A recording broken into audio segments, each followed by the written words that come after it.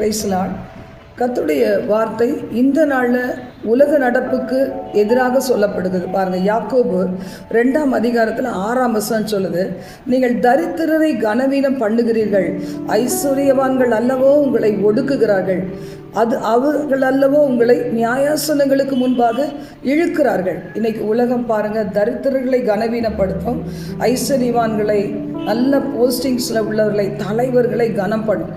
ஆனால் யார் மூலம் நம்முடைய வாழ்க்கையில் வேதனைகள் பெருகுதுன்னா, அதிகாரத்தில் இருக்கிறவங்க அதிகாரத்தை துஷ்பிரயோகம் பண்ணும்போது, ஐஸ்வர்யவான்கள் அந்த ஐஸ்வர்யத்தின் மயக்கத்தினால் நம்முடைய வாழ்க்கையில் ஒரு தரித்திர நிலைமையோ இல்லை மிடில் கிளாஸ் ஃபேமிலி, நடுத்தர குடும்பத்தை சார்ந்தவர்களே ஒடுக்கும் போது நம்ம வேதனை படுகிறோம்ல, அநேக சட்டங்கள் எதிராக எழும்பும்போது ஒடுக்கப்படுகிறோம் இல்லை.